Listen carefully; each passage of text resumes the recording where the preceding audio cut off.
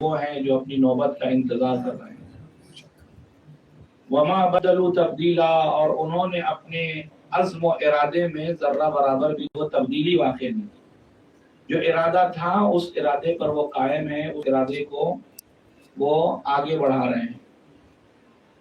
جیسا کہ آپ کے علم میں ہے کہ گفتگو ہمارے اور آپ کی قیام حضرت مختار علیہ السلام سے جاری و ساری ہے، اور الحمدللہ چونکہ یہ ایک ایسا موضوع ہے کیونکہ جسے ہم اپنی زبان میں کہتے ہیں بڑا خشک موضوع، لیکن بہرحال یہ آپ کی حسن سماعت ہے کہ بغور سماعت فرماتے ہیں، اور بعد مجلس بھی داد و تحسین سے اور تشویقی جملے بھی استعمال کرتے ہیں کہ ذاکر کو بھی جو ہے وہ گویا ایک تشویق رہے کہ آپ گھبرائیے نہیں، ہم لوگ سن رہے ہیں۔ صلوات بھیجیے گا محمد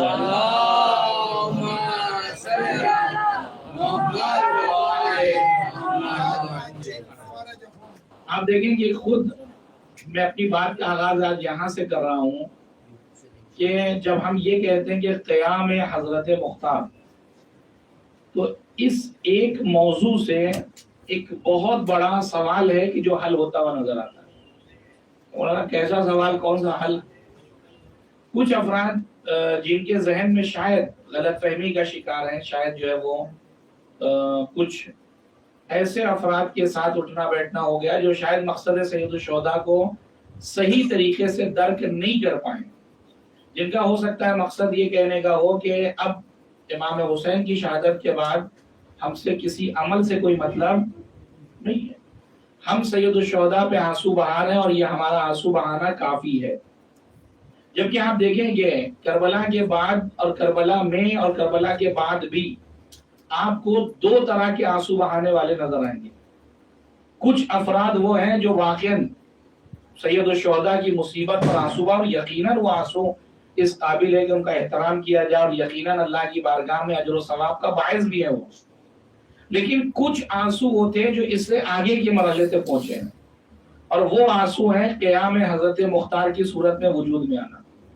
کہ ابن زیاد نے باقاعدہ جب اہل حرم کا قافلہ کوفے پہنچا ہے تو جناب مختار کو بلایا ہے باقاعدہ زندان سے، اور زندان کے بلانے کے بعد باقاعدہ دکھایا ہے کہ دیکھیے حسین ابن علی کے گھر والے جن کو میں نے اسیر کیا۔ اس وقت جناب مختار دہاڑے مار کر رو رہے تھے، لیکن یہ رونا بھی ہے اور کچھ اور بھی تھے جو رو رہے تھے، لیکن حضرت مختار کے رونے میں اور بقیہ لوگوں کے رونے میں ایک بنیادی فرق یہ ہے کہ مختار نے اس گریے کو اپنے لیے تشویق اور دشمن کے لیے درد سر بنایا، ایک ایسا آنسو جس سے دشمن خوف کھا رہا تھا، اور انہوں نے اس آنسو کو ذریعہ بنایا دشمن کے مقابلے میں طاقت جمع کی، اور طاقت جمع کرنے کے بعد دشمن تھے یعنی جو بھی قاتلان سید الشہداء تھے، آج کے زمانے میں بات کریں تو جو بھی تشیع اور اسلام کے دشمن ہیں، ہمارے بھی آنسو جناب مختار کی طرح اتنے قوی ہونا چاہیے کہ ان آنسوؤں سے دشمن کے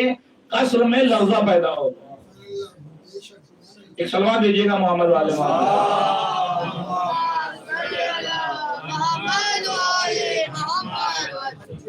پہلا پیغام تو اس موضوع سے یہی نکل کر سامنے آیا کہ جناب مختار نے جو آنسو بہائے ہیں ان آنسوؤں کو اپنی طاقت بنائی ہے، اور وہ آنسو دشمن کے لیے سخت ترین ان کے لیے تھا، یعنی واقعا جناب مختار کے آنسو سے وہ خوف کھا رہے تھے، اور جناب مختار جیسے جتنے تھے، لہذا پہلے مرحلے میں خود جناب مختار علیہ السلام نے جو قیام کیا ہے، جو آپ کا مقصد تھا، اس کا اہم ترین مقصد تو یہی تھا کہ وہ حکومت کو قائم کرے، چونکہ جناب مختار جانتے تھے کہ بغیر حکومت کو ہاتھ میں لیے میں وہ کام نہیں کر پاؤں گا جو میری نیت ہے، میں سارے قاتلین سے بدلہ نہیں پاؤں گا۔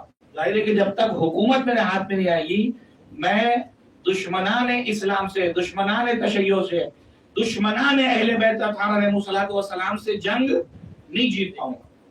یہ دوسرا پیغام ہے جناب مختار کے قیام کا، جو شاید ہمارے لیے بہت امپورٹنٹ ہے کہ آج ہماری قوم میں ایک سب سے بڑی مصیبت میں سمجھتا ہوں یہ ہے کہ ہم، ہو سکتا ہے کہ مختلف فیلڈ میں آپ کو کچھ حد تک کچھ پرسنٹیج پھر بھی ہماری بھاگی داری نظر آتی ہے، لیکن سیاست ایک ایسا میدان ہے کہ جہاں ہم شاید زیرو میں ہیں،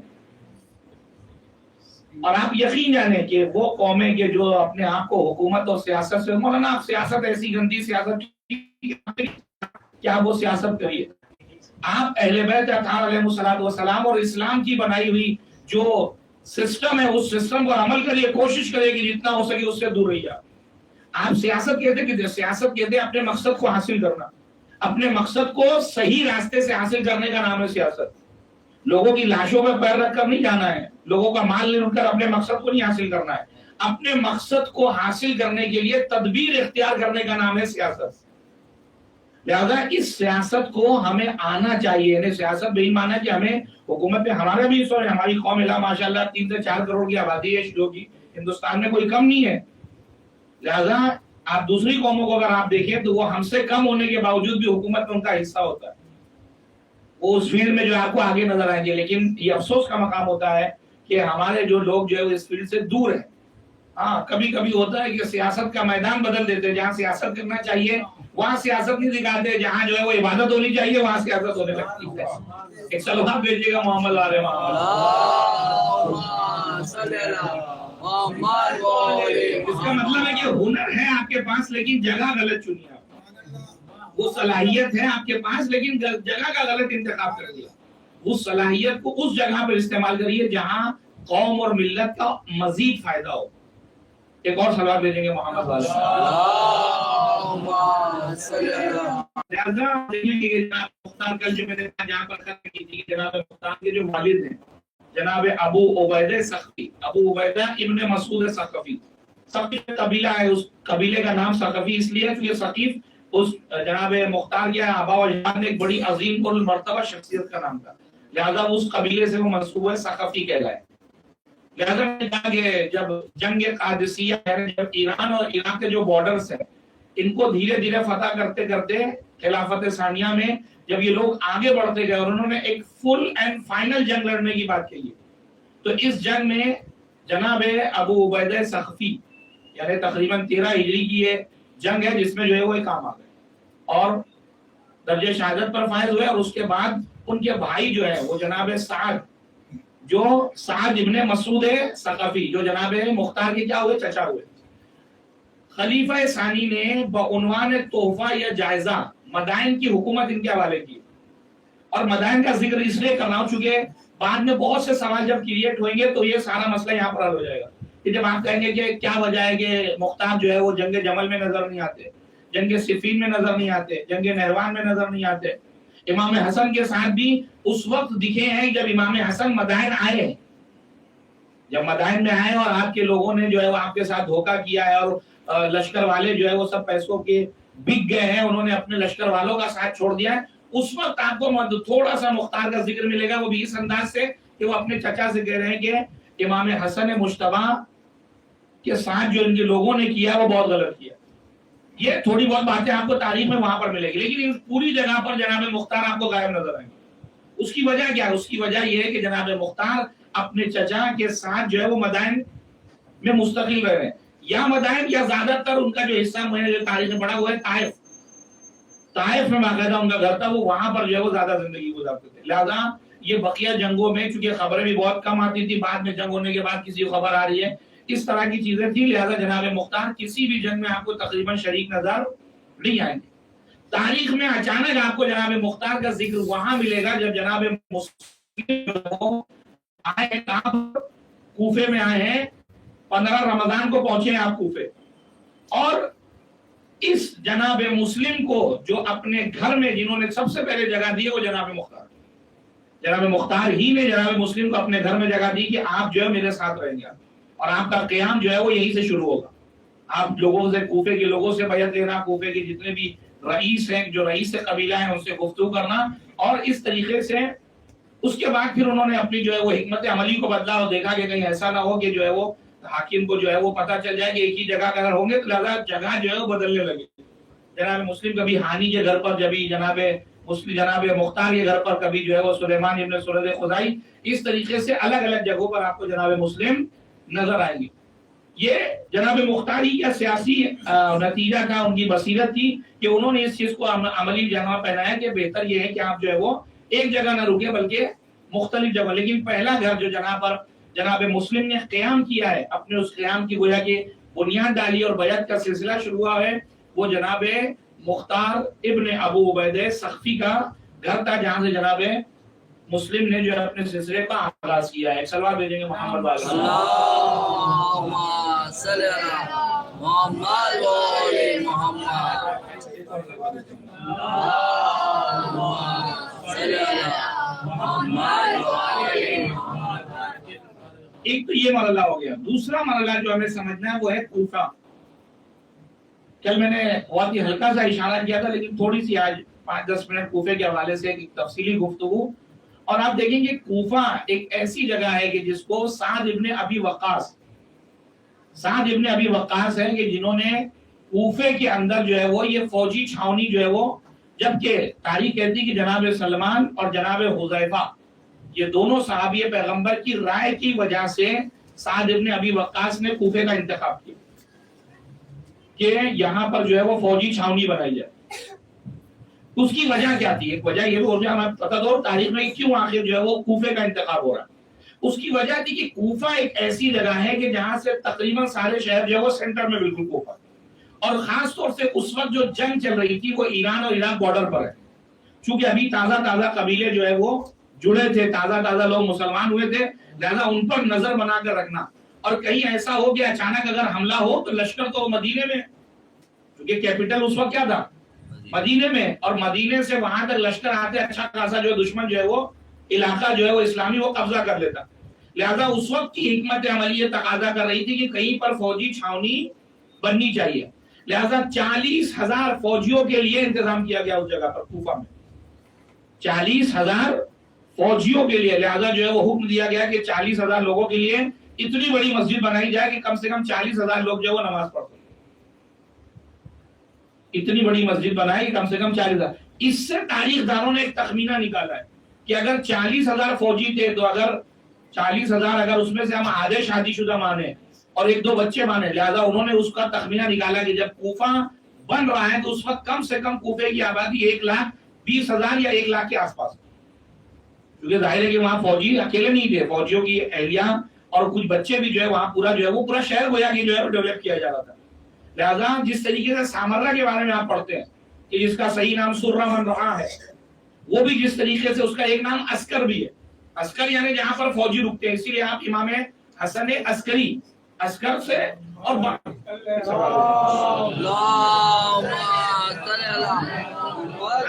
مورخین کہتے ہیں کہ نہیں، سامرہ شہر کا نام تھا، سامرہ میں ایک علاقہ تھا جس کا نام تھا عسکر، اور اس عسکر میں اس چھاونی تھی، وہاں پر اسی چھاونی میں 11ویں امام کو رکھا گیا تھا، اس لیے آپ جو ہے وہ عسکری کے لقب سے مشہور ہے.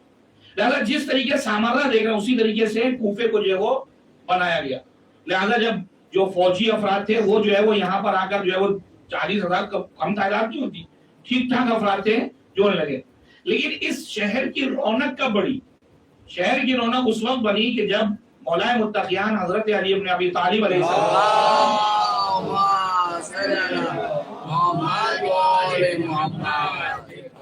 آپ نے اپنی حکمت عملی سے کوفے کو دارالحکومت بنایا. جب کوفہ دارالحکومت بنا تو مہاجرین کا ایک سلسلہ ہے جو کوفے کی طرف چلا. ظاہر ہے کہ آج بھی کبھی بھی آپ دیکھیں، خاص طور سے آپ بقیہ اسٹیٹ میں جائیں گے، کسی جگہ پر کوئی ضلع بن جاتا ہے، کوئی نیا ضلع ہو جاتا ہے، تو آپ دیکھیں کتنا ڈیولپمنٹ وہاں پہ ہونے لگتا ہے، کتنے سارے لوگ جو ہے وہاں پہنچنے لگتے ہیں. کوئی اسٹیٹ جو ہے بن گیا اگر فرض کریے، وہاں جو ہے لوگ کثیر تعداد میں. کیوں؟ اس لیے ان کو پتا ہے کہ یہاں جو ہے روزگار ملے گا، یہاں بہت سی نئی چیزیں ابھی ہم جا کر اپنے پیر جما سکتے ہیں. لہٰذا اس فکر میں کوفے کی جانب ایک کثیر تعداد میں لوگ آئے. لیکن آپ دیکھیں گے کہ اس کی وجہ کیا ہے. آپ ایک سلوات بھیجیں گے محمد والے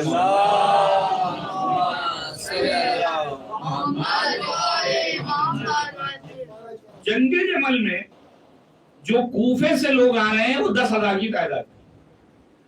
چونکہ جمل میں جب ہوا تو مولا کو خبر تھی، باقاعدہ کوفے میں اس وقت آبادی تھی. جب امام پہلے بصرہ گئے، بصرہ میں چونکہ اصل فتنہ جو ہے بصرے میں تھے، سب طلحہ زبیر اور سب سارے لوگ جو ہے وہ مکے سے بھاگ کر بصرہ آ گئے تھے، اور بصرے کے لوگوں کو بہکا رہے تھے کہ تمہیں جو ہے وہ ہمارے ساتھ جو ہے وہ جہاد کرنا ہوگا اور علی کے خلاف جو لڑنا ہوگا، چونکہ علی جو ہے وہ معاذ اللہ قاتل عثمان ہے، اور اس طرح کی باتیں پھیلائی جا رہی تھی. اور مولا کائنات نے اس وقت جو ہے وہ کوفے میں خطبہ دیا ہے، لوگوں کو بتایا ہے، خط و کتابت کی ہے، اور وہاں سے لوگ آئے ہیں 10,000 کی تعداد میں. لیکن یہی کوفہ ہے کہ جب صفین کی جنگ ہوئی ہے تو یہ 65,000 سے 90,000 لوگ یہاں سے جا رہے ہیں.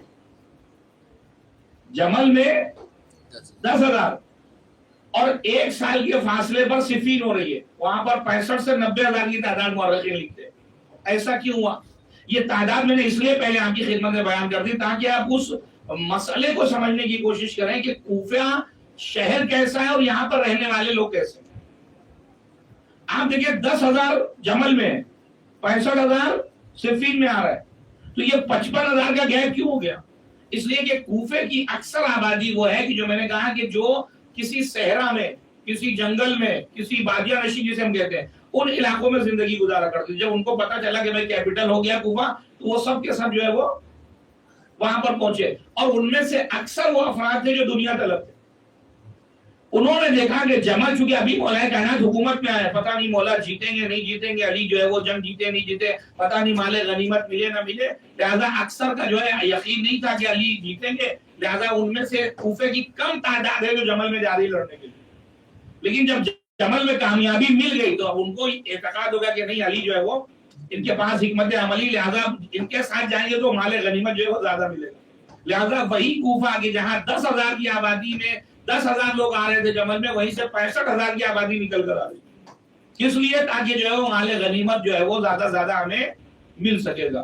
لہذا ایک وجہ کوفے کے لوگوں کی جو صفات بیان کی تاریخ میں، ان میں سے ایک وجہ یہ ہے کہ وہ دنیا طلب ہے۔ اور آپ دیکھیں، میں نے پڑھ دیا آپ نے سن لیا، لیکن ہم اور آپ بتائیے ہم دنیا طلب ہے یا نہیں؟ ہم نے تو برائی کر دی کہ بھائی یہ بتائیے کیسے لوگ تھے جو ہے وہ جنگے کے لیے، مال کے خاطر جاتے تھے، لیکن کبھی میں اپنے گریبان میں چھیپوں کہ میرا کتنا جو ہے ممبر پہ آنے کا کانسیپٹ کیا ہے؟ میں لفافے کے خاطر آ رہا ہوں کہ دیکھوں بھائی کہ صاحب جو مجلس ہے وہ لفافہ اگر موٹا دے گا تو میں بالکل آؤں گا، نہیں تو نہیں آؤں گا۔ یعنی میں جو بھی جس فیلڈ میں جو بھی ہے وہ دیکھیں آپ کہ دین کے لیے کس نیت سے آدمی کام کرنے جا رہا ہے۔ اگر اس کی نیت واقعا دنیا طلبی ہے تو اس کا مطلب ہے کہ وہ بھی انہی کوفے جیسا والا ہے۔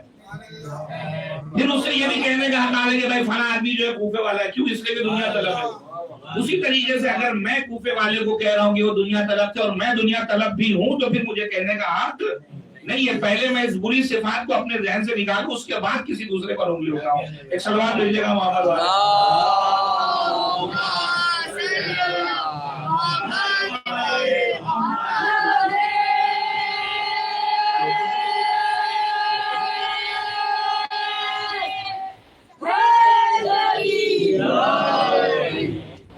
یقین جانے کی یہ دنیا طلبی اتنی خطرناک چیز ہے، یہ جب تک انسان کا ایمان اس کے وجود سے نہیں نکال لیتی ہے چین سے نہیں بیٹھتی۔ اب یہاں پر ایک رکے تھوڑا سا اپنے نوجوانوں سے خطاب کروں گا یہاں پر، وہ یہ کہ کبھی کبھی یہ لفظ جب ممبر سے بیان ہوتا ہے تو ممکن ہے کہ اس کو مس یوز کیا جائے، یا جو سکے کا صرف ایک پہلو رہ جائے دوسرا پہلو بیان نہ ہو پائے۔ دنیا طلبی کا مطلب کیا ہے؟ ورنہ کیا اللہ نے دنیا طلب کرنے سے منع کیا ہے؟ نہیں، بالکل، دنیا تو اللہ نے بنائی آپ کے لیے، دنیا کو اللہ نے بنایا ہے آپ کے لیے۔ قرآن کہتا ہے وَسَخَّرَ لَكُم مَا فِي الْبَرِّ وَالْبَحْرِ، جو کچھ خشکی اور تری میں ہم نے سب تمہارے لیے بنایا، زمین اور آسمان کے لیے جو کچھ ہے سب ہم نے تمہارے لیے مسخر کر دیا۔ تو سب جب میرے لیے، تو جب میں اس کو طلب کر رہا ہوں تو اس میں برائی کیا ہے؟ تو اس کا مطلب دنیا طلبی کوئی بری چیز نہیں کہا۔ ہاں، دنیا طلبی نسبت سے اچھی اور بری بنے گی۔ اگر یہ دنیا طلبی اپنے آپ کو، یعنی دنیا کو آخرت کا ذریعہ بن رہا ہے تو اس کا مطلب یہ بہت اچھی چیز ہے۔ لیکن اگر یہ دنیا طلبی دنیا ہی میں غرور اور حسد اور نہ جانے کسی پر فوقیت، شہرت، الگ الگ طریقے کا اگر گناہ کا سبب بنی، تو یہی دنیا طلبی جو ہے وہ تمہارے جہنم کا سبب بنے گا۔ ایک صلوات دیجیے گا محمد والے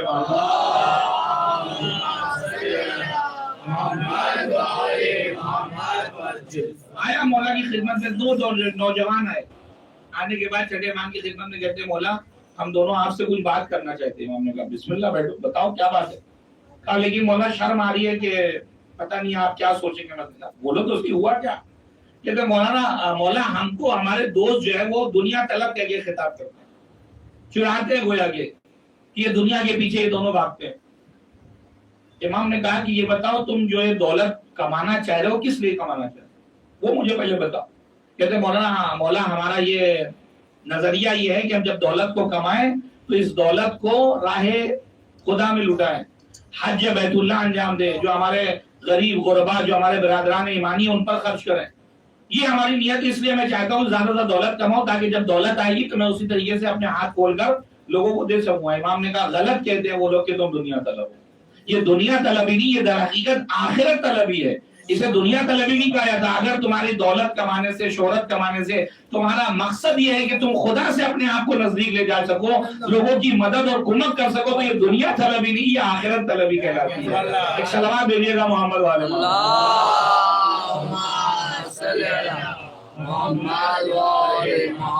لیکن مشکل کیا ہوتی ہے، ہم اپنے آپ کو دلاسا دے کے آگے بڑھتے ہیں اس میدان میں کہ میں تو اسی نیت سے کر رہا ہوں، لیکن جب وہ دولت آتی ہے تو پھر وہ ارادہ کیا ہوتا ہے، بھول جاتا ہے آدمی کہ میں نے کیا نیت کیا تھا. اور شاید میں نے آپ کی خدمت میں ثعلبہ انصاری کا واقعہ بیان کیا ہے. ایک صلوات بھیجیے گا محمد والے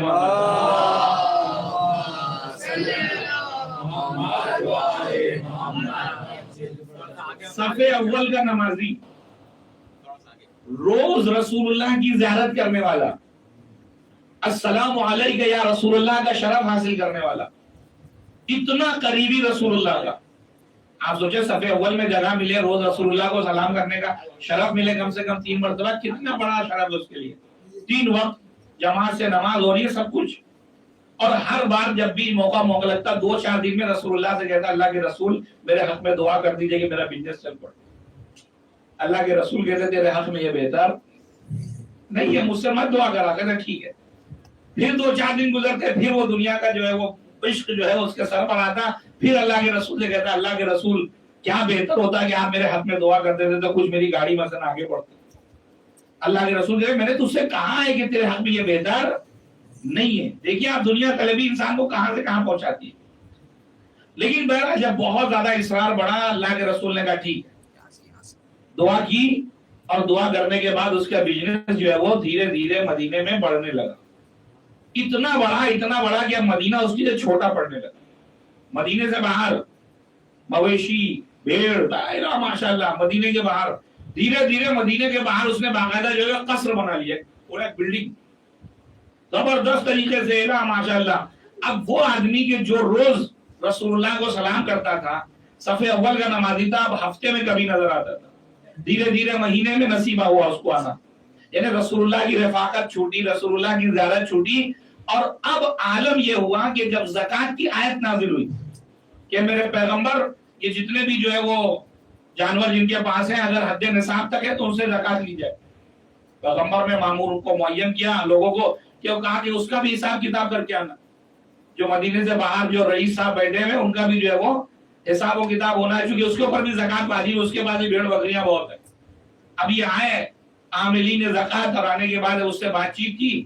آپ سوچے وہ آدمی جو صف اول کا نمازی، جس نے رسول اللہ سے یہ کہہ کر دعا کروائی تھی کہ نہیں میں تو جو ہے وہ خدمت خلق کروں گا اور ساری چیزیں کروں گا، میں راہ راست میں رہوں گا، سب کچھ تھا. اب یہ کہہ رہا ہے کہ یہ کون سی نظام ہے، یہ کون سی بات ہے کہ میں زکوٰۃ دوں؟ یہ تو مجھے کیا میں کوئی عیسائی ہوں؟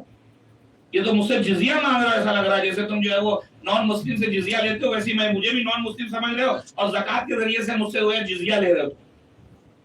اتنا اس نے جو ہے وہ گویا کہ زکوٰۃ کا کیا کیا، انکار کر دیا. اب یہاں پر فقہی مسئلہ بھی میں بیان کرتا چلوں. ایک آدمی اگر نماز نہیں پڑھتا ہے یہ الگ مرحلہ ہے، لیکن اگر وہ نماز اس لیے نہیں پڑھتا کہ وہ نماز کو ہی نہیں مانتا تب مرحلہ الگ ہے. نماز نہ پڑھنے والا کافر یا مشرک نہیں ہے، لیکن نماز کو اس نیت سے نہیں پڑھنے والا کہ وہ نماز واجب نہیں ہے، وہ کفر کے دائرے میں آتا ہے. یعنی انسان اگر نماز نہیں پڑھتا، بھائی ٹھیک ہے میں جو ہے ٹھیک کا مطلب یہ نہیں کہ میں اس کی تعریف کر رہا ہوں کہ انہوں نے ٹھیک کہہ رہے ہیں. نماز نہیں پڑھ رہا اس عنوان سے کہ مجھے نماز نہیں پڑھنا مثلا ٹھیک، لیکن ایک مطلب کہ مجھے واجب نہیں لگتی نماز، پتہ نہیں مثلا مولویوں کا بنایا ہوا ہے لہذا میں نماز نہیں پڑھوں گا. میں خمس اس لیے نہیں دوں گا کہ یہ مولویوں کا بنایا ہوا ہے. میں زکوٰۃ اس لیے دوں گا کہ انہوں نے بنا دیا، یہ جو انہوں نے اپنے سے بنا دیا. اگر یہ واجبات اسلامی کا انکار کر رہا ہے تو یہ گویا کفر کے دائرے میں. آپ دیکھیں کہ اس نے زکوٰۃ دینے سے انکار نہیں کیا، وہ انکار یہ دے رہا کہ یہ جو زکوٰۃ ہے سسٹم ہی غلط ہے، یہ تو جزیہ کا سسٹم لگ رہا ہے. لہذا رسول اللہ کے رسول اتنا ناراض ہوئے کہ اس کے سلسلے سے 2 آیتیں اس کی پھٹکار میں نازل ہوئی. جب لوگوں نے بتایا کہ تیرے لیے جو 2 قرآن کی آیتیں تیری مذمت میں نازل ہوئی تو اب اس نے تھوڑا سا حساب کتاب کیا، کرنے کے بعد زکوٰۃ لے کر پہنچا اللہ کے رسول کے پاس کہ اللہ کے رسول وہ حساب کتاب جو زکوٰۃ کا. اتنا رسول اللہ ناراض تھے کہ رسول اللہ کو حکم ہوا باقاعدہ کہ اس سے زکوٰۃ دینے کی کوئی ضرورت نہیں ہے, ہمیں اس کی زکات کی پرواہ نہیں, کیونکہ اللہ کو کیا زکات چاہیے, رسول اللہ کو زکات تو نہیں چاہیے. یہ زکات جو تم سے لی جا رہی ہو در حقیقت تمہارے مال کی پاکیزگی کی خاطر ہے, تمہارے مال کی برکت کی خاطر ہے. اللہ اور رسول کو تو تمہارے پیسے کی ضرورت نہیں ہے, لہذا اس زکات کو واپس کر دیا. آپ سوچیں جو صف اول کا نمازی تھا کہ جو رسول اللہ کی روز زیارت کرتا تھا, دنیا طلبی اس کو اتنا کھینچ کے لے آئی کہ مسلمان بھی نہیں رہا بلکہ رسول اللہ کی جو ہے وہ ناراضگی کا سبب بھی بن گیا. ایک صلوات دیجیے گا محمد والے.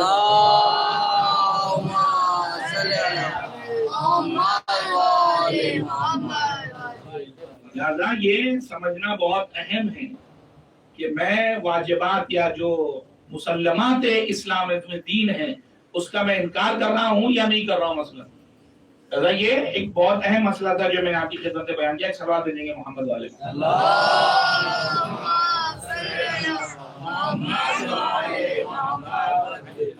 لہذا کوفے کے حوالے سے اہل کوفہ کے لیے جو روایت میں نے کہا کہ دنیا طلب, ایک اور جو بری صفات اہل کوفہ میں تھی وہ ہے نظام کے پابند نہیں تھے. ان کے یہاں کوئی نظام نہیں تھا. نظام کس معنی میں, کیونکہ میں نے کہا کہ صحرا نشین, جنگلوں میں رہنے والے, بادیہ نشین تھے. ظاہر ہے کہ وہ کھلی فضا میں رہنے والے, ان کو جو ہے وہ شہروں میں رہنے کی عادت نہیں تھی. لہٰذا جب کوفے میں آئے, اسی لیے آپ دیکھیں کہ کوفے میں ہمیشہ کسی نہ کسی سے لڑائی جھگڑا چلتی رہتی. اس کی وجہ کیا تھی کہ چونکہ الگ الگ تھاٹس, الگ الگ جگہ پہ رہنے والے, الگ الگ فکر و نظر کے مالک لوگ تھے, تو آئے دن کسی نہ کسی قبیلے سے ٹکراؤ ہوتا, کسی نظام کے پاس. اسی لیے کوئی امیر وہاں جلدی ٹکتا نہیں تھا. کوئی بھی حکومت کی طرف سے جب کوئی والی بنا کے بھیجا جاتا تھا تو وہ جلدی ٹکتا تھا, مگر یہ کہ وہ خود بھی مکار ہو. وہ والی اگر خود مکار ہے, خود جو ہے وہ اچھی اچھی لچھے دار باتیں کر سکتا ہو, سب کو خوش کرنے کی کوشش میں لگا ہو, تب وہ جو وہاں ٹک پاتا تھا. لہذا جو ڈھنگ کا والی ہوتا تھا وہ کبھی ٹک ہی نہیں پاتا تھا. اس کے اہل کوفہ جو ہے خود ہی رخصت کر دیتے کہ آپ تشریف لے جائیے. اور آپ دیکھیں ایک لفظ میں نے جو استعمال کیا کہ ہر دل عزیز ہونا, یہ جملہ میں نے ابھی اس وقت میرے ذہن میں ایک بات آئی. علامہ جوادی تابسرا فرماتے تھے کہ ہر دل عزیز ہونا کوئی کمال نہیں ہے. کبھی کبھی آپ دیکھیں کہ بعض اوقات بعض لوگ حق اور باطل کو ملانے کے, لوگوں کو خوش کرنے کے لیے حق اور باطل, نہ حق کا ساتھ دیتے ہیں نہ باطل کی مخالفت کرتے ہیں کہ بھائی فلاں صاحب ناراض نہ ہو ہم سے, ہم حق بات نہیں بولیں گے فلاں صاحب کو خوش کرنے کے لیے. لیکن آپ دیکھیں کیوں اس لیے سوچتے ہیں ہر دل عزیز بنے رہے, سب کی نگاہ میں اچھے بنا رہا ہوں, کوئی مجھے بری نیت سے نہیں دیکھے, میں ان کے ساتھ بھی ہوں, میں ان کے ساتھ بھی ہوں, میں اس کشتی میں بھی ہوں, میں اس کشتی میں بھی ہوں, میں اس گروہ میں بھی, میں اس گروہ میں بھی. آپ دیکھیں علامہ جوادی فرماتے ہیں کہ اگر ہر دل عزیز ہونا کوئی کمال ہوتا تو یہ کمال خدا میں سب سے پہلے پایا جاتا. لیکن آپ دیکھیں خدا ہر دل عزیز کتنے حق کو ملیں گے جو خدا ہی سے ناراض ہوتے نظر آتے ہیں. ایک صلوات بھیجیے گا محمد علیہ.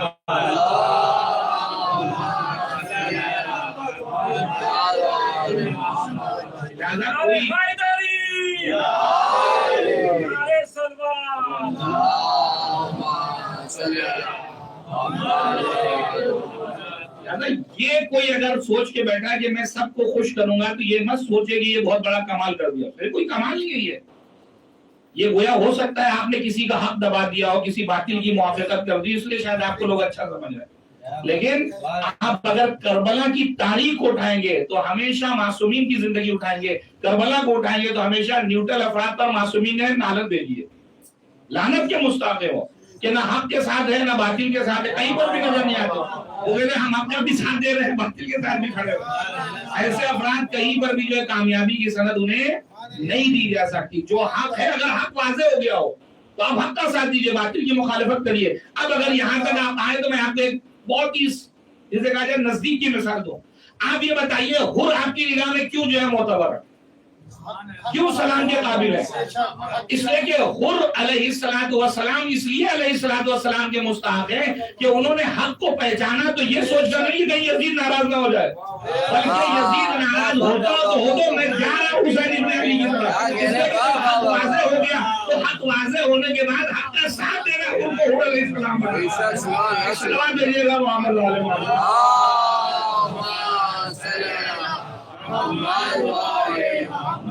سبحان اللہ سبحان اللہ.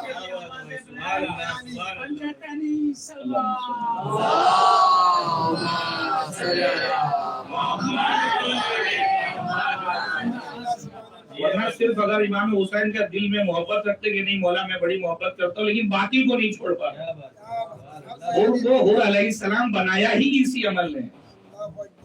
ورنہ آپ کو میں نے شاید خود سے پڑھا تھا ہرسمہ بن سلیم جو آیا تھا، مولا نے کہا ٹھیک ہے تو صفین میں تھا، تو نے میرے بابا کو سب کہتے سنا، اب بتا معانا او علینا، ہمارے ساتھ ہے یا ہمارے خلاف ہے، فیصلہ کر. کہتا نہ میں آپ کے ساتھ ہوں نہ آپ کے خلاف ہوں. امام سے کہتا مولا نہ میں آپ کے ساتھ ہوں نہ میں آپ کے. امام نے کہا اتنی دور چلا جا کہ میری آواز تجھے سنائی نہیں دے. ورنہ یہ والا سسٹم اسلام میں نہیں ہے کہ نہ میں آپ کے خلاف ہوں نہ آپ کے جو ہے وہ ساتھ میں. یہ کون سا سسٹم ہے؟ آپ پہلے طے کرو کہ بھائی حق کدھر ہے، جدھر حق کو اس کا ساتھ دو، جو باطل ہے اس کی مخالفت کرو. یہی اصل ایمان ہے، یہی تقاضا ایمان بھی ہے. ایک صلوات بھیجیے گا محمد والے محمد.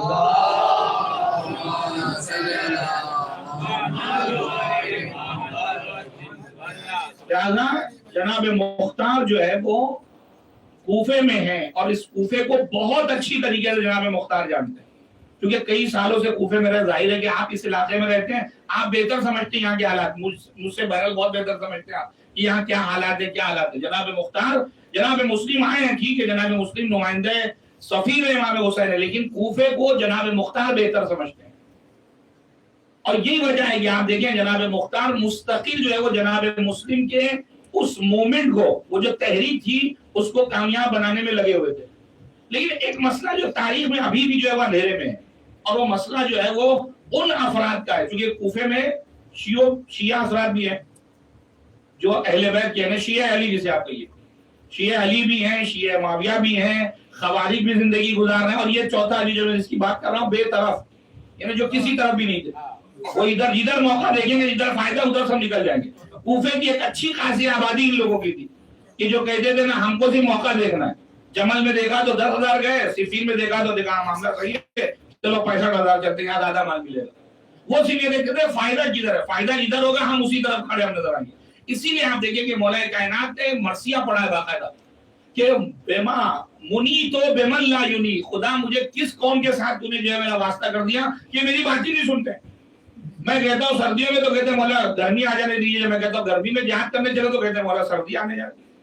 اور اس کے بعد ایک عجیب بات کہتے ہیں انی اداوی بکم ولکن انتم دائی، میں نے چاہا تھا کہ تمہارے ذریعے سے لوگوں کا علاج کروں گا، لیکن تم تو خود علی کے لیے جو ہے وہ درد سر بن گئے ہو، تم خود بیماری ہو، لہذا پہلے تمہارا علاج کرنا بھائی. اسی لیے جو مولا نے آپ نے جو ہے یہ جملہ آپ سنتے ہیں کہ جب معاویہ سے خطاب کیا باقاعدہ خط و کتابت، اس میں کہا کہ معاویہ کا 1 اور میرا 10 لے کر جاؤ. تو میرا 10 وہ شیعہ نہیں 10.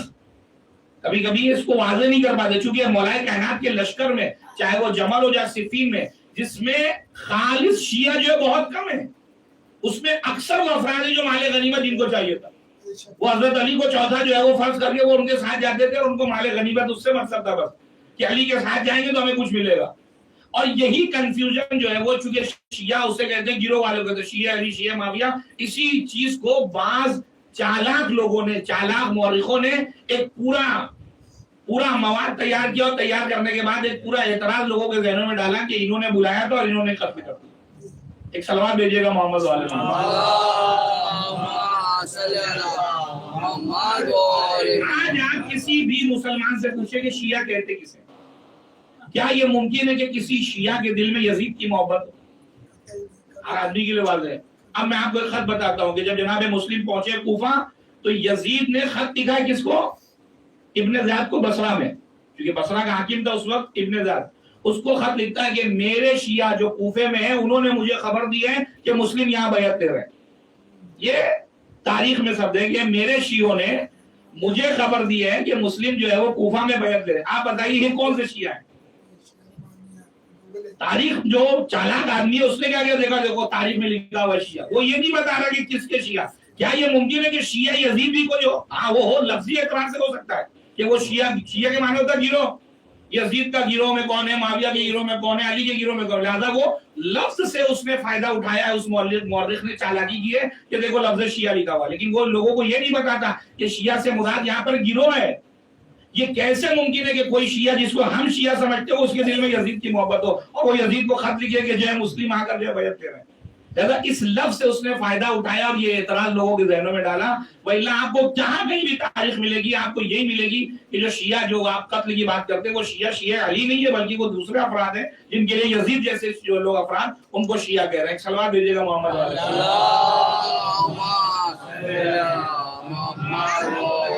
لہذا یہ اگر آپ نے اس چیز کو اپنے ذہن میں نوٹ کر لیا تو آپ کے لیے بہت آسان ہو جائے گا اس سوال کا جواب دینا. لیکن اگر آپ یہ مرحلہ حل نہیں کریں گے تو آپ تاریخ میں پھنس جائیں گے کیونکہ وہ سامنے لا کے دکھائے گا دیکھو لکھا شیعہ. آپ اس کو بتانا پڑے گا بھائی شیعہ. اب اس پہ اگر آپ صرف لکھنے کی بات کریں گے تو پھر ہم یہ کہہ سکتے ہیں کہ بھائی شیعہ سارے فرقوں میں سے کسی کا نام قرآن میں نہیں صرف شیعوں کا ہی نام قرآن میں آیا. ایک صلوات بھیجیے گا محمد والے.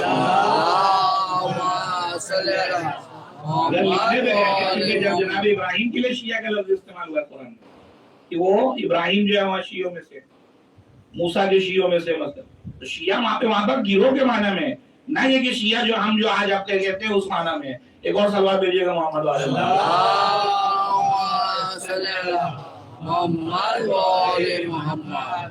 پہلی جہاں سے مجلس میں نے شروع کی تھی پھر وہیں پر آ رہا کہ جناب مختار کا قیام در حقیقت ہمیں عمل کی دعوت دیتا ہے. لہذا جو لوگ یہ فکر کرتے ہیں کہ جناب مختار کا قیام جو ہے وہ جو ایک غلط فکر کے حامل ہے اور یہ پوائنٹ ہے پتہ نہیں آپ تک پہنچا ہے نہیں پہنچا ہے لیکن بہت ضروری یہ بات پہنچنا آپ تک. ایک غلط فہمی روایت کے ترجمے کی بنیاد پر کبھی کبھی نوجوانوں کے ذہنوں میں ڈالی گئی ہے اور مجھے لگتا ہے وہ سہون ہوئی ہے جان بوجھ کے نہیں کیا گیا. اس کی وجہ یہ کہ روایت کا ترجمہ جو ہے وہ شاید صحیح طریقے سے نہیں کیا گیا. ہم کو ایک روایت سنائی جاتی ہے کہ جب امام حسین علیہ السلام کی ولادت ہوئی ہے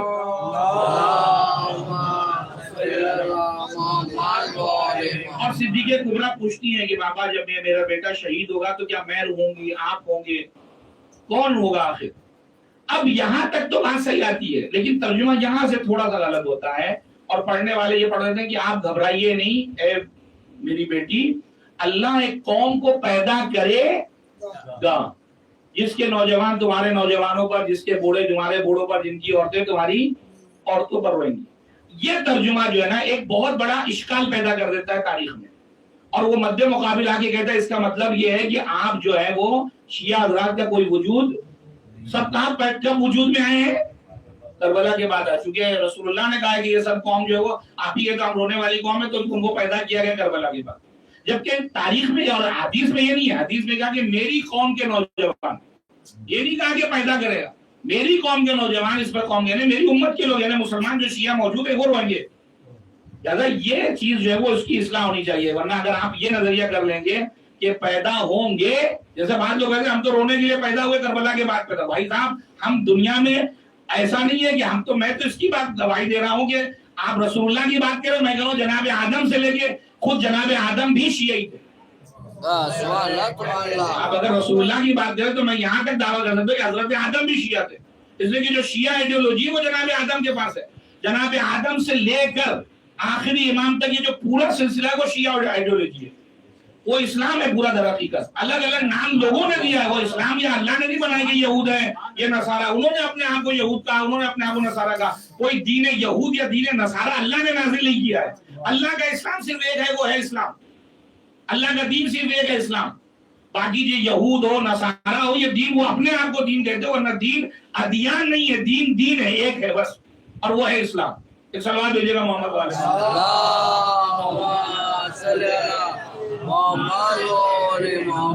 لہٰذا جو اس اسلام کو جناب موسیٰ تک روکتے ہیں وہ اپنے آپ کو یہودی کہلاتے ہیں. جو جناب عیسیٰ کو لے کے آتے ہیں وہ نصارہ کہلاتے ہیں. اللہ نے نہیں بنایا کہ ان کو میں یہودی بنا رہا ہوں ان کو نصرانی بنا رہا ہوں. بھائی اللہ کا ایک ہی دین ہے وہ ہے اسلام.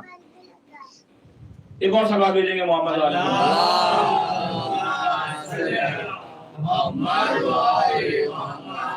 ایک اور سوال بھیجیں گے.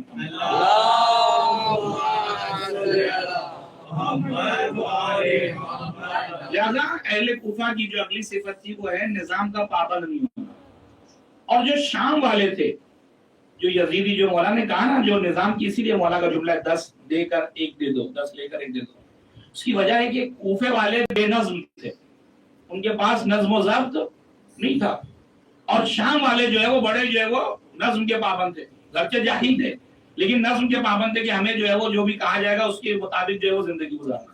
اور آپ دیکھیں کہ اگر یہاں سے میں ایک بات کہوں کہ وہ قومیں جو منظم ہوتی ہیں، اسی لیے مولا کائنات نے وصیت کی ہے کہ میں اپنی قوم کو وصیت کر رہا ہوں اوصیکم بنظم امرکم، تمہارے امور منظم ہونے چاہیے، مرتب ہونے چاہیے، ہر چیز کا ایک ٹائم معین ہونا چاہیے۔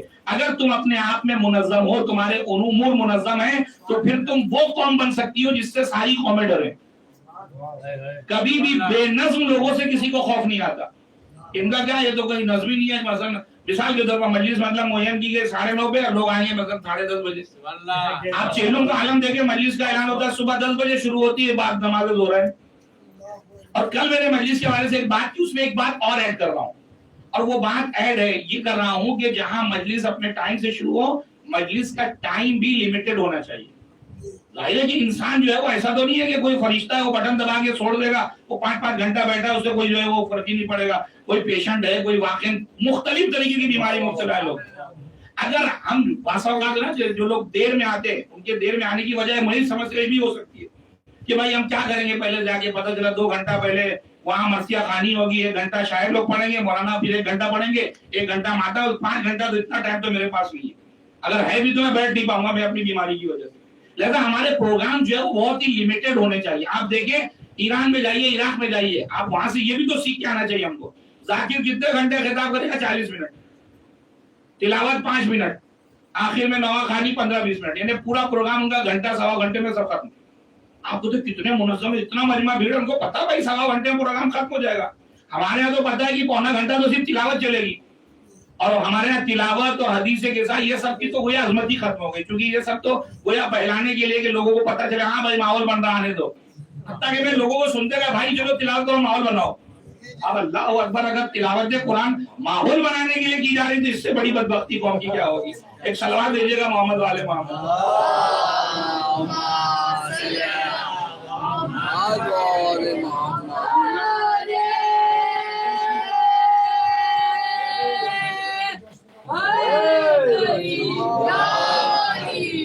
یہ بھی ایک نقص ہے ہماری، اگر جو پروگرامز ہو رہے ہیں یہ نقص ہے اس کا ہے۔ جیسے مولانا کی مجلس کو آپ اتنا اٹینشن دے رہے ہیں، اتنا غور دے رہے ہیں، اس سے کئی گنا زیادہ قرآن کی عظمت، اس سے زیادہ اٹینشن قرآن مجید کی تلاوت کے وقت ہونا چاہیے۔ سارے امور کو چھوڑ کر قرآن مجید پر توجہ سنائے، مت پڑھیے آپ۔ اگر کوئی ایسی بات ہے جیسے ہم اعتراض کرتے ہیں نا کہ نوا لگا کے گاڑی میں ڈرائیو کر رہے ہیں، بات بھی چل رہی ہے، نوا بھی چل رہا ہے، یہ کون سا جو ہے وہ عقیدت ہے؟ اگر نوحہ ہے تو نوحے میں بھی آدمی کے ہاتھ پیر نہیں چلتے، وہ غم میں ڈوب جاتا ہے۔ اس کا مطلب وہ ٹائم پاس کرنے کے لیے کہ میں کہیں ایکسیڈنٹ نہ ہو جائے چلتا رہو، کچھ نہ کچھ چلنا چاہیے۔ ایک جو ہے نشے کی خاطر گویا میں نوحہ سن رہا ہوں، میں کچھ لگا تو چلا جائے، یہ اس کا مطلب ہے کہ آپ نے نوحے کے تقدس کو سمجھا ہی نہیں ہے، قرآن کی عظمت کو سمجھا ہی نہیں ہے۔ اہل بیت اطہار علیہ السلام کی شان میں حدیث قصہ پڑھی جا رہی ہے، اس کی عظمت کو ہی نہیں سمجھا۔ آپ صرف سمجھ لیں کہ پبلک کو پتہ چل جائے ہاں ماحول بن رہا، آئیے آپ لوگ دھیرے دھیرے۔ ایک صلوات بھیجیے گا محمد والے۔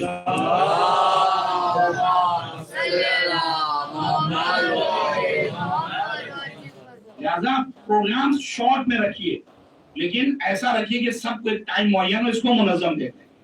مثلا آپ نے ٹائم دے دیا کہ 9:30 سے 11 بجے سب ختم ہو جائے گا، 9:30 پہ شروع، 11 پہ سب ختم، آپ اپنے اپنے گھر چلے جائیے۔ ایک مثال دے رہا ہوں، آپ جو بھی معین کریں، میں اس کی بات نہیں کر رہا ہوں کہ میں کہہ رہا ہوں 11 بجے۔ لیکن یہ چیز، دوسری چیز جو ہمارے نظم امور میں سمجھ میں نہیں آتی، وہ دین کی پابندی بھی بہت ضروری ہے۔ دین کا مثلا کل جاب نہیں ہے، مثلا سنڈے مثال کے طور پر، کل چھٹی ہے، ایسے ہی آج کی بات کروں لیٹسٹ، کل تو چھٹی ہے تقریباً لوگوں کی، تو اگر مولانا 10 منٹ زیادہ پڑھ دیا تو کوئی اس میں مصیبت نہیں، 2 نوے زیادہ ہوئے کوئی مسئلہ نہیں۔ لیکن اگر کل جاب کا دن ہے، بچوں کی اسکول کا دن ہے، تو اس کو اسی حساب سے مینج کریں گے۔ یہ بچہ سوئے گا نہیں تو صبح اسکول کیسے جائے گا؟ یہ آدمی جو ہے وہ اگر ٹائم پہ سوئے گا نہیں تو صبح جاب پہ کیسے جائے گا؟ ہمارے یہاں اعلان ماشاءاللہ صرف کھانے کا اعلان کر کے رات میں 2 بجے پبلک کو کھانا کھلایا جاتا ہے۔ آپ سوچیں یہ سوء استفادہ ہے، مس یوز کرنا ہے ادا کا۔ یہ اگر آپ کو کھانا ہی کرنا ہے تو بیچارے بچے جو جھوم رہے ہیں نا، اپنی آنکھوں سے دیکھا ورنہ پڑتا نہیں، آپ جھوم رہے بچے، ارے بھائی کھانا ہی کرنا تو آپ پہلے کھانا کھلا دیجیے، جس کو سننا ہے وہ سنے گا ورنہ جائے گا۔ آپ نے ثواب کے لیے کھانا کیا نا، پہلے کھلا دیجیے آپ۔ لیکن آپ کھانے کے دم پہ پبلک کو روک رہے ہیں کہ ان کو روکے رکھو، 1:30 بجے کھانا کھلاؤں۔ یہ آپ سوء استفادہ کر رہے ہیں اذان سے، یہ اذان سے سوء استفادہ کرنا ہے کہ اگر آپ نے ثواب کے لیے کرنا ہے تو آپ چاہے پہلے کھلاؤ چاہے بعد میں کھلاؤ، ثواب تو بعد دونوں مل رہا ہے۔ ایسا نہیں کہ مجلس کے بعد کھانا ملے گا تو زیادہ ثواب ہے، پہلے کھلا دو گے فرشتے کا، نہیں مجلس کے بعد نہیں کیا لہذا ثواب نہیں ملے گا، ایسا تو نہیں ہے۔ ایک سلوات بھیجیے گا محمد والے محمد.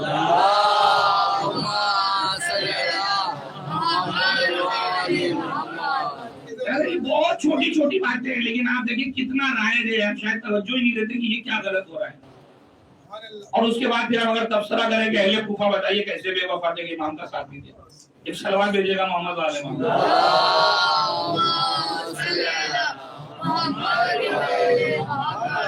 ایک اور سلوات بھیجیں گے.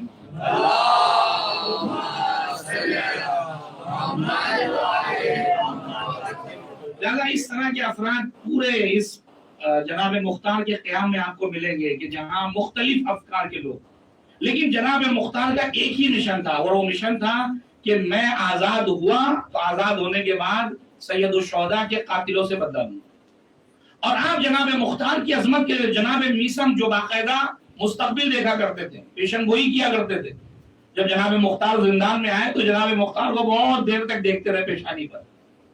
جناب مختار سے کہتے ہیں مختار تمہیں پتا ہے کہ تم اس قید اور زندان سے آزاد ہو جاؤ گے اور تم سید الشہداء امام حسین کے قاتلوں سے بدلہ لو گے. یہ وہ چیز تھی جس نے جناب مختار کو زندان میں جانے کے بعد ایک مرتبہ نروس ہوئے, لیکن جیسے جناب میثم سے سنا کہ پھر وہ ایک ولولہ اور جوش, اور اس نیت سے کہ اللہ انشاءاللہ کہ مجھے زندہ رکھے گا اور میثم نے جو بات کہی وہ پوری ہوگی. اور جناب میثم اپنے بارے میں کہتے تھے کہ لیکن میں جو ہے وہ آزاد نہیں ہوگا, مجھے شہادت نصیب ہوگی, چونکہ میرے مولا نے مجھ سے کہا تھا کہ وہ درخت بھی باقاعدہ مجھے بتایا کہ جس درخت پر مجھے سولی پر چڑھایا جائے. اور واقعا یہ علی والوں کا ہی جگرا تھا, ورنہ اگر کسی کو پتا چلے کہ اس پہاڑ پر یا اس جگہ پر یا کسی جگہ پر مجھے سولی دینی ہے وہ اس چیز کو ہی ختم کر دیتا. لیکن جناب میثم تھے کہ جو اس کو پانی دیتے تھے کہ میرے مولا نے کہا ہے تو بات سچ ثابت ہوگی, میرے مولا نے کہا ہے زبان کٹے گی تو کٹے گی. ابن زیاد کہتا نہیں کاٹوں گا, میں تو صرف سولی پہ لٹکاؤں گا. کہا ٹھیک ہے لٹکا دے لیکن تو آخر میں مجبور ہوگا. اور تھوڑی دیر میں گزر تھی کہ آنے کے بعد ابن زیاد سے کہتے ابن زیاد اگر اس کی زبان نہیں کٹی, اگر میثم کی زبان نہیں کاٹی تو یقین جان کوفے میں جو ہے انقلاب برپا ہو جائے گا. اس طریقے سے فضائل امیر المومنین میثم بیان کر رہے ہیں, اور آخر میں مجبور ہوگا جو اس نے جناب میثم کی زبان کٹوائی ہے, جو اس بات کی علامت ہے کہ ان امیر المومنین لم یقل حقا, جب بھی امیر المومنین نے زبان کھولی سوائے حق کے کچھ کہا ہی نہیں ہے. صلوات بھیجیے گا محمد والے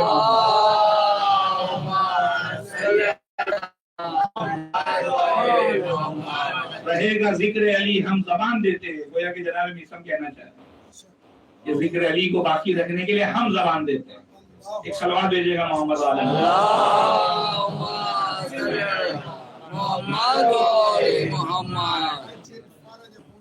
بس عزیزان گرامی, لہذا یہ سمجھنا جناب مختار کے قیام میں بہت اہم ہو جاتا ہے کہ کوفہ کیسا شہر ہے, اور اس کوفے میں آنے والے حاکم کی تاریخ یہ رہی ہے بعد کربلا کہ جو بھی آیا اس کا سر جو ہے وہ قلم ہوتا ہوا نظر آیا.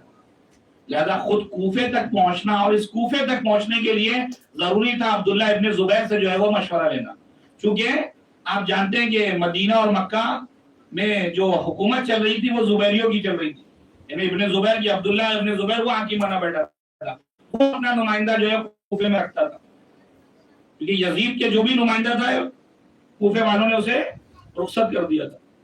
لہذا ابن زیاد کے مرنے کے بعد یہ مرحلہ ہوا کہ جو بھی حاکم آتا تھا اس کا جو ہے وہ خود ابن زیاد کا بھی سر قلم کیا جناب مختار میں میرا. تو یہ ساری چیزیں جو ہے وہ تاریخ میں آپ کو نظر آئے گی. لہذا جناب مختار کے قیام کو اگر سمجھنا ہے تو یہ جو چھوٹی چھوٹی چیزیں ہیں, جو کوفہ ہے, یہ بقیہ چیزیں ہیں, ان کو سمجھنا اور اس کی جغرافیائی کیفیت کو سمجھنا بہت ضروری ہے کہ کس طریقے سے جناب مختار نے کوشش کی ہے اور پورا اپنا منصوبہ بندی کے ساتھ جو ہے وہ لوگوں کو جمع کیا اور حکومت تک پہنچے. یہ کوئی معمولی بات نہیں تھی کہ والی کوفہ ہو جانا یا کوفے کی پوری گورنری کو اپنے اختیار میں لینا کسی بھی حکومت سے وابستہ ہوئے بغیر. یہ اپنے آپ میں بہت بڑا کرنا تھا, اور وہ وہی کر سکتا تھا جو کوفے والوں کو اچھی طریقے سے جانتا تھا. لہذا جیسے جیسے افراد آتے تھے جناب ابراہیم, بہت سے افراد پر جناب ابراہیم ایگری نہیں کرتے تھے کہ مختاری آدمی ہمارے ساتھ نہیں چلے گا. مثلا یہی عبید اللہ ابن حر جوفی, یہ بھی آئے گا جناب مختار کے قیام میں کہ میں آپ کی مدد کروں گا, وہی جس نے امام حسین سے کہا تھا کہ میرا گھوڑا اور میری تلوار لے کر جائیے, میں خود نہیں آؤں گا. لیکن جب جناب مختار کے پاس ہے, جناب مختار نے کہا ٹھیک ہے تو بدلہ لینا چاہتا ہے بسم اللہ. جناب ابراہیم کہتے نہیں, یہ آدمی صحیح نہیں ہے. کہتے نہیں, ساتھ میں رکھو اپنے, میں اس کو جانتا ہوں کیسے اس کو چلانا ہے. اس کے ساتھ جو ہے وہ پیسے سے جو بھی مال غنیمت ہوگا اس کو تھوڑا 200 کے مقابلے میں زیادہ ہی دے دینا. تاکہ اس کا منہ جو ہے وہ بند رہے، زیادہ یہ اختلاف نہیں ہو. کیا اس نے وہی حرکت آخر میں جب جناب ابراہیم نے جو غنیمت کا مال تھا جب اس کو دیا ہے تو جھگڑا ہی اسی بات پہ ہو کہ مجھے کم کیوں دیا، تم نے زیادہ کیوں رکھا. اور اسی جھگڑے کی بنیاد پر جناب مختار کے ساتھیوں پر باقاعدہ حملہ کیا اور جا کر مصعب ابن زبیر کے ساتھ ہو گیا کہ میں آج سے مختار کے خلاف ہوں، تمہارے ساتھ کھڑا. مصعب ابن زبیر بھی دیکھ رہا کہ تیری تاریخ تو مجھے پتا ہے، تو جس کے ساتھ ہے تو نے اسی کو ڈسا ہے، لہٰذا وہ خود ٹینشن میں کہ یہ میری طرف آیا بھی خطرہ ہی خطرہ ہے. اور اگر آج کی زبان میں کہو کہ جو رہبر انقلاب کہتے ہیں کہ امریکہ کی دوستی سے ڈرنے کی ضرورت ہے، دشمنی سے ڈرنے کی ضرورت نہیں ہے، اس لیے کہ جس طرف بھی جا کر کھڑا وہ اس ملک کو برباد کر کے چھوڑا ہے. ایک صلوات بھیجیے گا محمد والے محمد.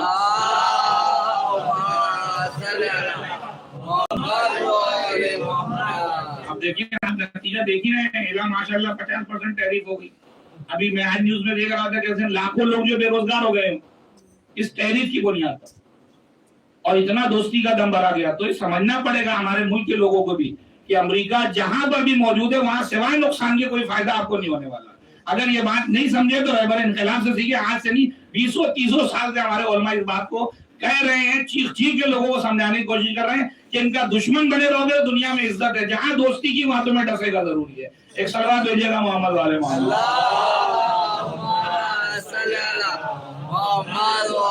تو آپ کہہ سکتے ہیں کہ تاریخ کا عبید اللہ ابن حر جوفی گویا امریکہ ہے فکری کردار کے اعتبار سے. وہ جدھر گیا اسی کو ڈسنا. مصعب ابن زبیر نے سمجھ گیا، اس کو زندان میں ڈلوا دیا کہ یہ آدمی میرے ساتھ نہیں چلے گا. یہ جب زندان سے نکلا تو اس نے 200 آدمی جمع کیے اور 200 آدمی جمع کرنے کے بعد مصعب ابن زبیر پر حملہ کیا کہ مجھے زندان میں ڈلوایا تھا، پہلے اس کو ماروں. لیکن بہرحال مصعب کے پاس فوج زیادہ تھی، 200 کے ساتھ کیا کر پاتا. آخر میں جو اس کے ساتھی تھے وہ بھی چھوڑ کے بھاگ گیا. اب اس کو کچھ سمجھ نہیں آیا جاؤں کدھر جاؤں، نہ مختار کے ساتھ جا سکتا ہوں نہ مصعب کے ساتھ جا سکتا ہوں، لہذا بہتر ہے کہ پانی میں خود طرف نہیں جان دے. لہذا اس نے خودکشی کر لی اور یہ دنیا سے رخصت ہو. اور انشاءاللہ امریکہ کا بھی یہی نیا انجام ہونے والا ہے کہ وہ بھی خودکشی کرنے والا ہے. ایک سلوات بھیجے.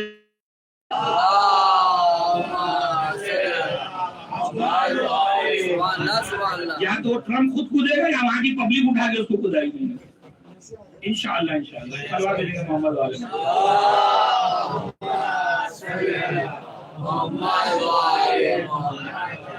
لہذا جناب مختار کے قیام سے بہت سی ایسی چیزیں ہیں جو آپ میں تاریخی حوالے سے اگر مسلسل پڑھتا ہوں تو شاید تھوڑا سا بچوں کو جو ہے وہ نام اور یہ وہ شاید بھولتے لگ رہا ہے. بیچ بیچ میں کچھ بھی باتیں ڈال رہا ہوں تاکہ جو ہے وہ بچوں کے ذہنوں میں یہ چیزیں بیٹھتی رہیں اور کچھ پوائنٹ جو ہے وہ تبلیغاتی وہ بھی جو ہے بچوں کے ذہن میں آ جائیں. اور سلوات بھیجیں گے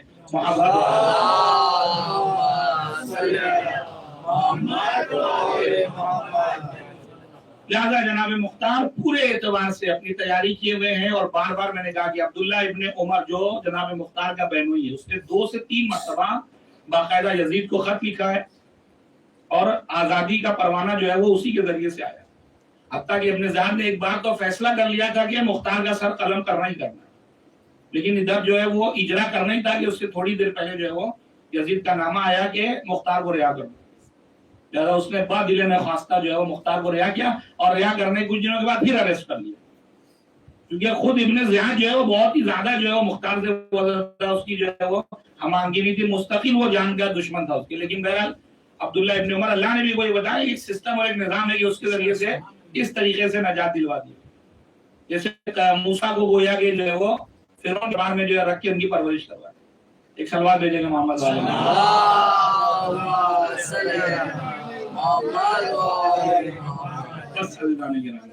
کیونکہ جناب مختار کا تذکرہ ہے، لہذا وہ تذکرہ کہ جس کے لیے تاریخ نے لکھا کہ جناب مختار نے جب اس لعین کو بلایا ہے اور اس کے بلانے سے پہلے جناب منہال سے جب گفتگو ہوئی ہے جناب مختار کی، اور اس سے بھی پہلے جب جناب منہال پہنچے چوتھے امام کی خدمت میں اور خبر دی ہے کہ مولا مختار آپ کے بابا کے قاتلوں سے بدلہ لے رہے ہیں. امام نے دعائیں دی ہیں اور امام کا دعا دینا اس بات کی سند ہے کہ امام اس قیام سے راضی تھے. اور اس کے بعد امام نے یہ بھی کہا کہ یہ بتاؤ ہرملہ کا کیا ہوا. اگر امام معصوم اتنے قاتلوں میں کسی ایک قاتل کو معین کرتا ہے مجھے وہ کربلا میں بہت بڑا رہا. اور جب یہ کہاں ہے تو منہال کہتے ہیں کہ مولا ابھی تو پکڑا نہیں گیا. اب اس کے بعد یہ بات ختم ہوئی اور منہال جب آئے ہیں کوفے اتفاق یہ ہے کہ اسی دن جو ہے وہ گرملا کے پکڑے جانے کی خبر ہے، اور یہی خبر منہال نے جناب مختار سے بیان کی کہ مختار تجھے پتا ہے کہ جب میں نے تیرے قیام کا ذکر کیا تھا تو چوتھے امام نے دعا دی تھی اور کہا تھا کہ ہرملا کا پکڑا جائے گا، ہرملا کا کیا ہوا بتا، اور آج تُو نے خبر دی ہے کہ ہرملا پکڑا گیا ہے اور اس کو بلایا جا رہا ہے۔ اور عزیزان گرامی، تاریخ کہتی ہے یہ وہ مرحلہ تھا جناب مختار نے بلایا، اور بلانے کے بعد تو نے کون سا جرم کیا کربلا میں کہ میرا مولا اور آقا تیرے پکڑے جانے کی، تیرے قتل ہونے کی دعا کر رہا تھا کہ تو کب پکڑا جائے گا؟ وہ کہتا ہے اے امیر، مجھ سے داستان کربلا نہ سن، میں اپنے ساتھ کم سے کم 6 تیر زہر میں بجھا کر کربلا میں لے گیا تھا، جس میں سے تیر میرے 3 تو خطا کر گئے، لیکن میرے 3 تیر ایسے تھے جو ایک دم نشانے پہ جا کے لگے۔ ایک مرتبہ مختار کہتے بتا تو نے کون سا غضب کیا؟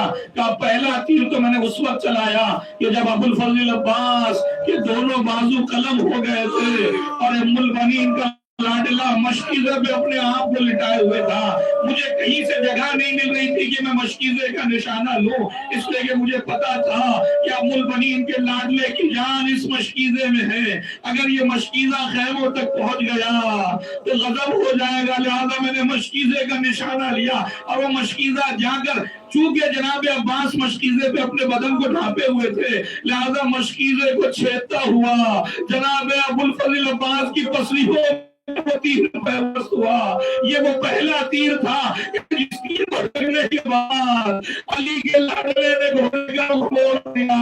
اے میرے رہوان، اب کربلا میں خیمے میں جا کر کیا اجرکم اللہ، تاریخ بتاتی جناب مختار گش کھا کر گرے، اور گرنے کے بعد پھر جب افاقہ ہوا کہتے اس لئیم پہ کوڑے برساؤ، اس نے کیسا غضب ڈھایا۔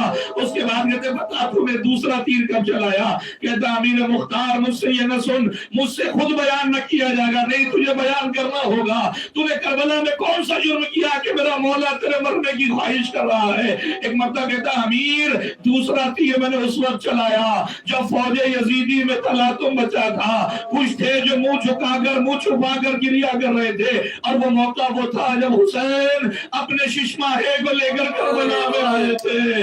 اے فوج اشقیاء، ارے مگر مجھ پر رحم نہیں کرتے، فرحموا ھذا الطفل، اس بچے نے تمہارا کیا بگاڑا ہے، اسے تو کم سے کم پانی پلا دو۔ وہ یہ وہ مرحلہ تھا کہ جب ایک مرتبہ فوج کے کمانڈر نے مجھے یاد کیا، آئینہ ہرملا اختقلام الحسین، میں نے بس وہ تیر جوڑا اپنے کمان میں، اور ایک مرتبہ سنسناتا ہوا تیر، تاریخ بتاتی فانقلب الصبی علی ید الامام فذبح الحزن من الحزن، بچہ ایک کان سے دوسرے کان تک ذبح ہو گیا۔ علی اصغر اپنے باپ کے گویا کے آغوش پہ ہمت کر آ گئے، پلٹ گئے علی اصغر، شاید آواز دے بابا گھبرائیے نہیں، میں بھی آپ کا ننھا سپاہی ہوں، دشمن کا تیر ہوگا تو اپنے گلے پہ لے کر آپ کو بچا لوں گا، اجرکم اللہ۔ اس کے بعد پھر مختار کو غش آیا، آخری بات اور رحمت تمام، دوبارہ مختار کو غش سے فاقہ ہوا کہ ظالم یہ بتا تو نے تیسرا تیر کب اور کیسے چلایا؟ کہتا نہ بتا پاؤں گا، بڑا سخت مرحلہ تھا، وہ مرحلہ وہ تھا کہ جب زہرا کا لاڈلا فرس پہ زین سے زمین کے درمیان کی منزل میں تھا، اور کسی لئی میں یہ طاقت نہ تھی کہ حسین کا مقابلہ کر سکے، اور حسین کے پورے جسم میں تیر پیوست تھے۔ میں جگہ کو تلاش کر رہا تھا کہ مجھے موقع ملے تو میں کسی اچھی جگہ نشانہ لے کر تیر چلاؤں، اور مجھے وہ موقع تب نصیب ہوا کہ میں حسین کے سامنے آیا اور ایک تیر سنسناتا ہوا پیشانی حسین پر آ کر لگا، ایسا لگا کہ زہرا کا لال زین سے زمین کی طرف چل پڑا۔ میں کہوں گا عجب نہیں، یہ وہ مرحلہ تھا کہ ایک ماں نے آواز دی ہوگی آ میرے لال حسین، ارے بڑی چکیاں پیس کے تیری پرورش کی ہے، کربلا سے سب جا چکے لیکن تیری ماں ہے جو تیرے غم میں